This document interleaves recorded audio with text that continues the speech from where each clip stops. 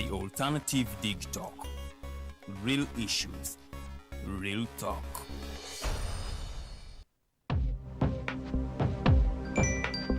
Go to the church, though. Tawali man, what's up? Man, can you imagine people just dump everywhere? Someone drinks water and throws the bottle wherever. Come on, Rogers. What else do you expect people to do with an empty bottle? Simanya now, recorder. Did you know that plastics take at least 450 years to decompose? What? That's a long time. Exactly. Because plastics are made out of a lightweight and flexible material that doesn't decompose easily. And plastics everywhere in the environment cause plastic pollution. What is plastic pollution now? It is the accumulation of plastic waste in the environment, like bottles, polythene bags, straws. All of these contribute to plastic pollution. I have been using them without knowing their effect. Yeah, a lot of people have. Plastics are a danger to the ecosystem, both on land and in water.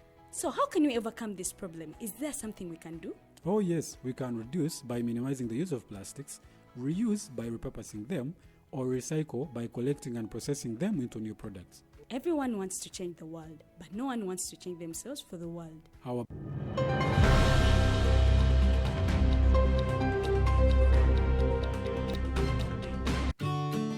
Hey Teddy, have you noticed how little attention science and health issues get in the media? Totally, Edgar, yet science information is very important. Yeah, for sure.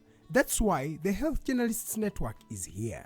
How can they help? They are a group of journalists dedicated to advancing public understanding of healthcare issues through impactful reporting on health and science. Oh, really? Yes, they meet up every month with scientists and researchers, policymakers, and activists at the science media cafes.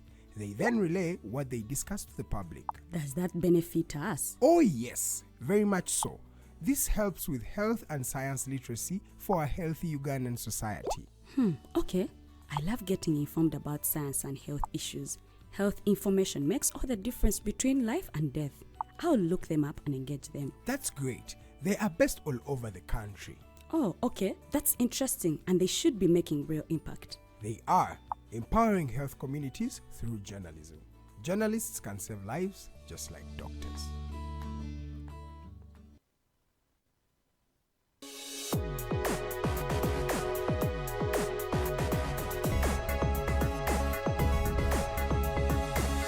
The Alternative Dig Talk. Real issues, real talk.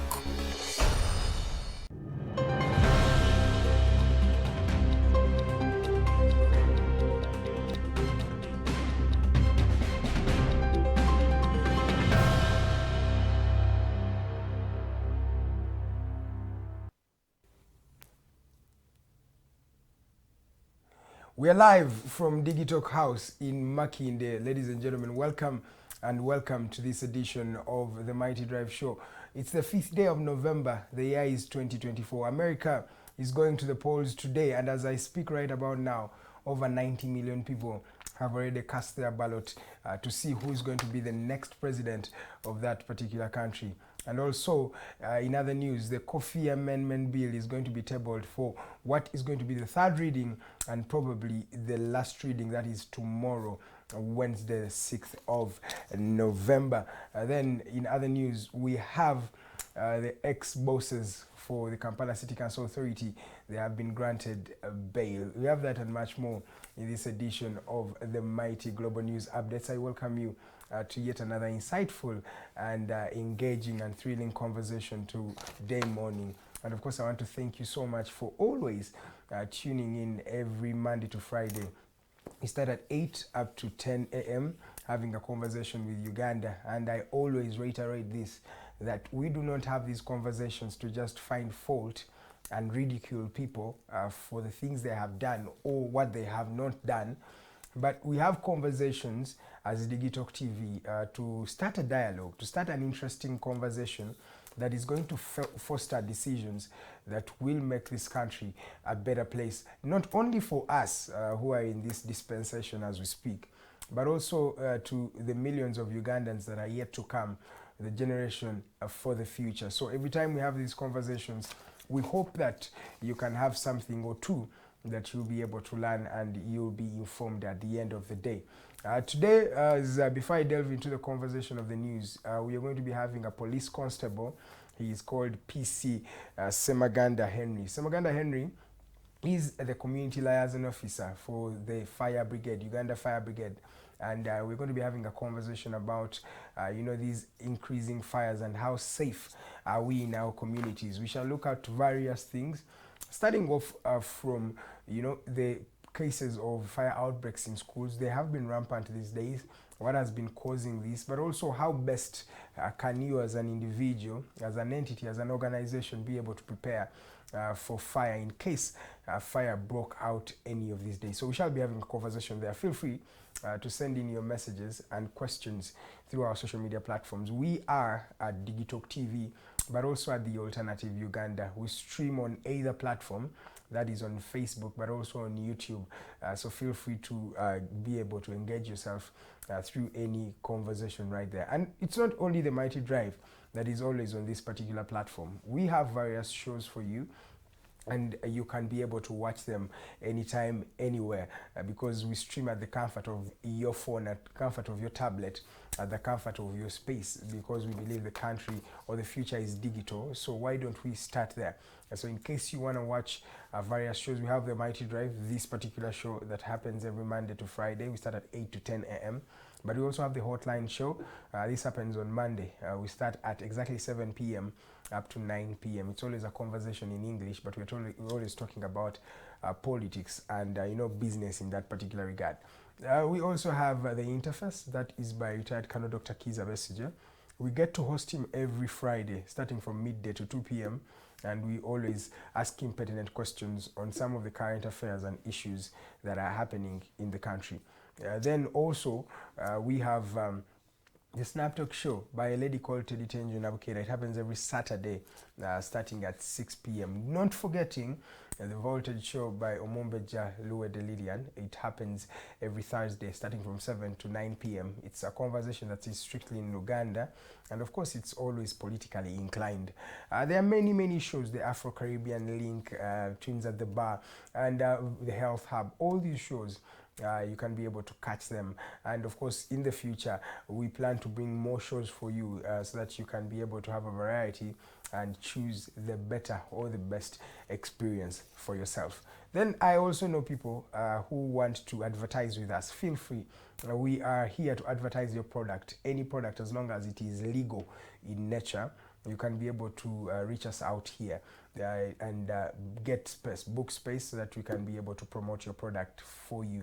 So it's something that you can do. Reach out to the programs director of this institution, the gentleman called Mr. Mokose Arnold Anthony, and he will be able to help you out in that regard. His number is 0701 800212. One noti msavu noti yemu, munana noti BMB. You can be able to reach him out on that particular entity. But we also do live streaming for events.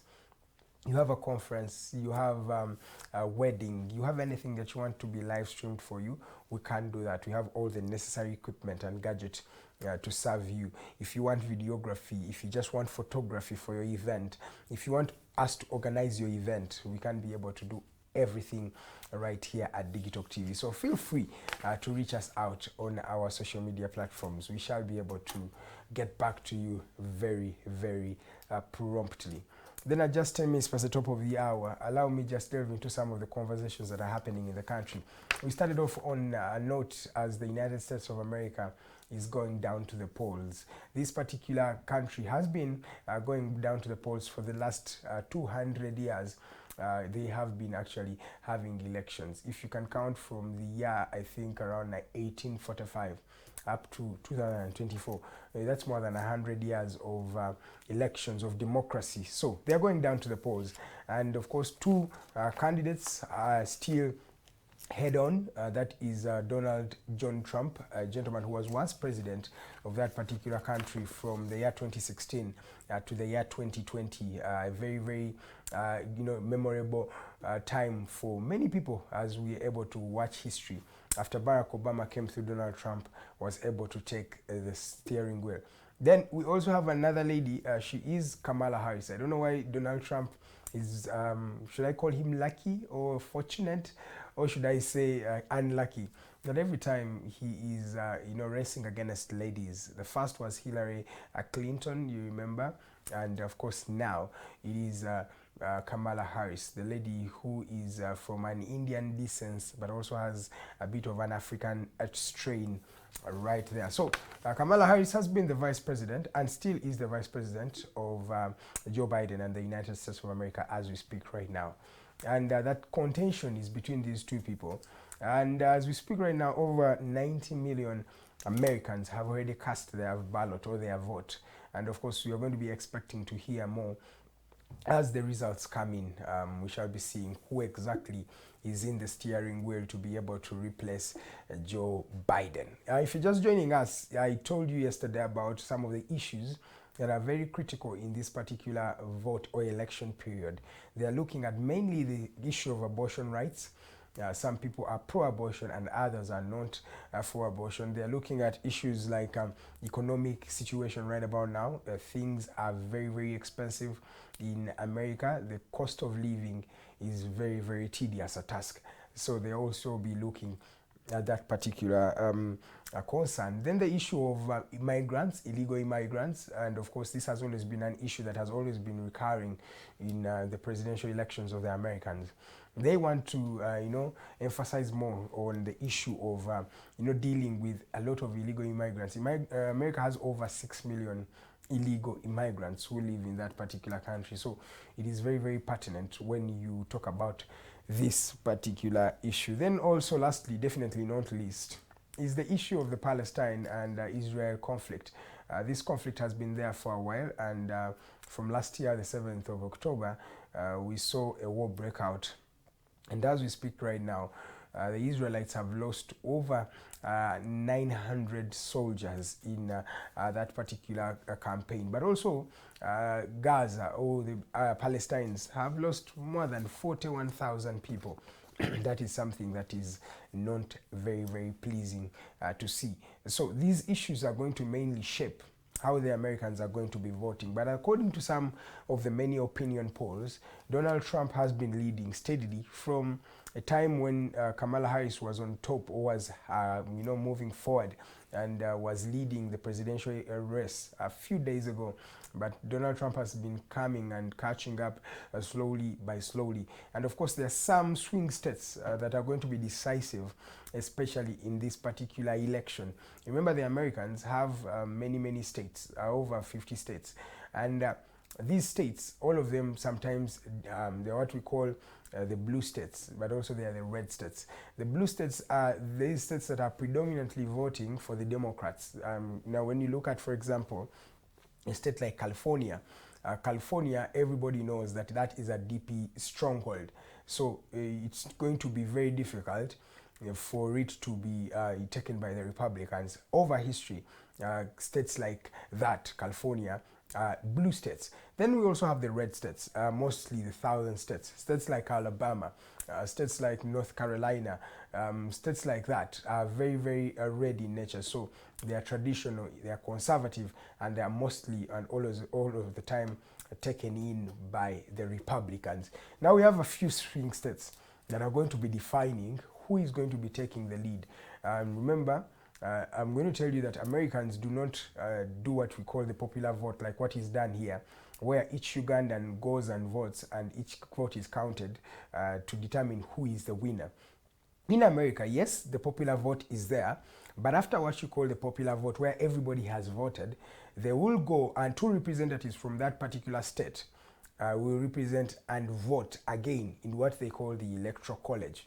Now, this Electoral College has a few members, two representatives from each state in the American country, and all of them meet and then decide. So each state, after the people voting, the secondary voting is when the state also votes. So the person the state votes, the one who gathers more votes is the one who is going to be declared the president of the United States. So some of the swing states that we have today, there's a state like Arizona, there's a state like Nevada. These states are swing states. Nobody knows where they're going to be falling. It can be either Donald Trump or it can be either Kamala Harris. So these swing states are going to be very, very pertinent in finding out who is the next president of America.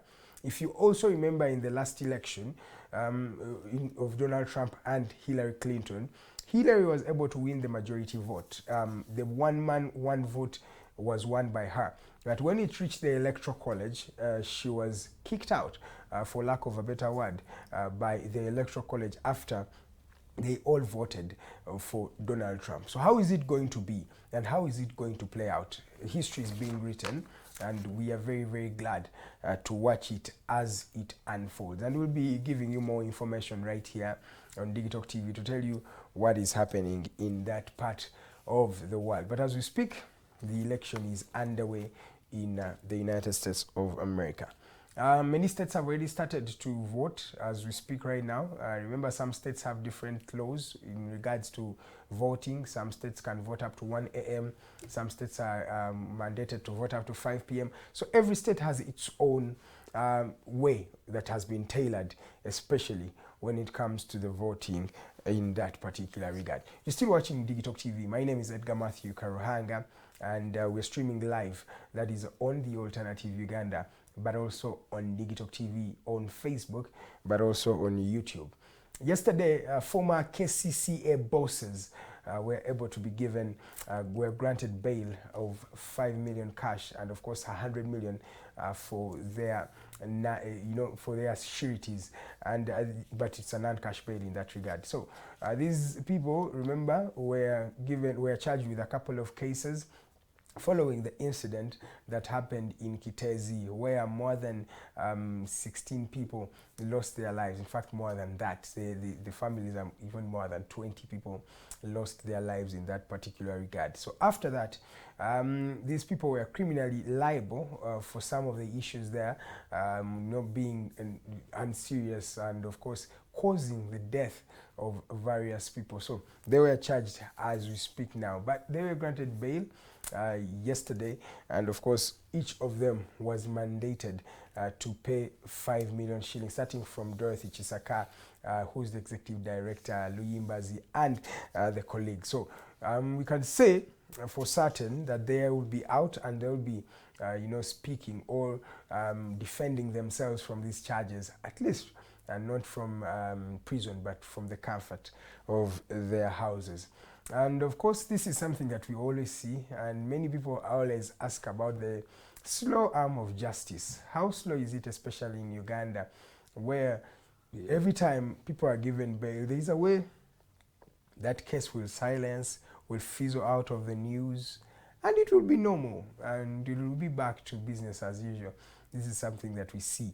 But the good thing is that there was a signal, a semblance of justice after these particular people were charged, because many Ugandans were saying, how can Ugandans lose their lives and they are buried by garbage and nobody can come out to actually be held accountable? So the president not only demoted them, and in fact not demote them, sacked them from their positions, but also held them criminally liable. And of course the DPP is continuing with those charges.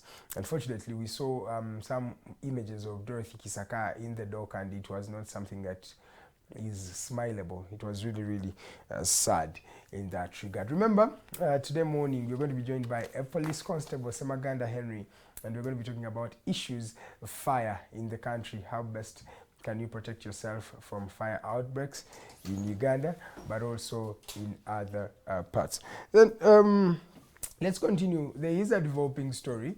There is a developing story of the university students who were given food by the National Unity Platform. Last week, if you remember very well, the National Unity Platform invited a couple of students who were on government sponsorship, and unfortunately were not able to, did not have enough money to, take care of themselves, but also to feed. And government had not yet, invested or given them their money or allowances that they're supposed to have. So as the National Unity Platform, a dinner was held for them. In fact, it was a luncheon.